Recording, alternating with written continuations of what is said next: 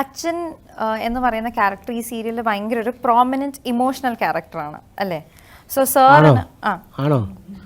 അത് ഞാൻ ടീച്ചർ കണ്ടിട്ട് ഞങ്ങൾക്ക് അങ്ങനെയാണ് ഫീൽ ചെയ്തത്. സോ ആ റോള് പ്രേക്ഷകർ അത് കണ്ടിട്ട് പറയട്ടെ. ഉറപ്പായിട്ടും. സോ ആ റോൾ ഈ സ്റ്റോറിനെ എങ്ങനെയാണ് സ്ട്രോങ് ആക്കുന്നത്? അതിപ്പോ ഞാൻ പറയില്ല, കൊന്നാലും പറയില്ല. അത് കഷ്ടമായി പോയി.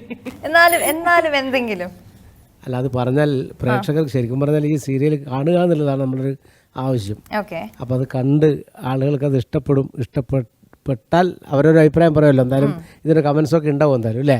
അപ്പോൾ ആ കമൻസിൻ്റെ കൂട്ടത്തിൽ ആ കമൻസ് വരുന്നതായിരിക്കും കുറച്ചുകൂടി നല്ലതെന്നാണ് എൻ്റെ ഒരു ആഗ്രഹവും അഭിപ്രായവും. ശരി, ഓക്കെ.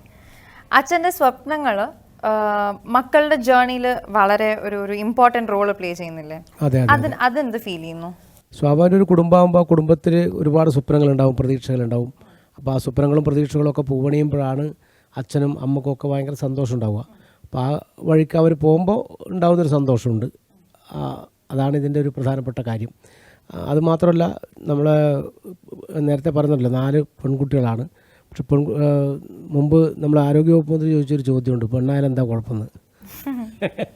അപ്പോൾ ആ പെണ്ണായാലെന്താ ഒരു കുഴപ്പമില്ല, പെണ്ണായാലും അവർ ജീവിച്ചു പോകും, നല്ല നിലയിൽ അവർ മുന്നോട്ട് പോകും എന്നതിനൊരു ചിലപ്പോൾ അതിനൊരു ഇൻസ്പിറേഷൻ കൂടി ആയിരിക്കും ഈ സീരിയൽ എന്നാണ്. ശരിയാണ്, അതൊരു നല്ലത്. ഞാൻ നേരത്തെ നമ്മൾ സംസാരിച്ചപ്പോൾ ഞാനിങ്ങനെ ആലോചിച്ചിട്ട്, പെണ്ണായാലും എന്താ കുഴപ്പം? ഒരു കുഴപ്പമില്ല, നമ്മൾ പറയുന്നതിലാണ് കുഴപ്പം. ഏത് പ്രതിസന്ധികളെയും അവർ തരണം ചെയ്ത് മുന്നോട്ട് പോകും.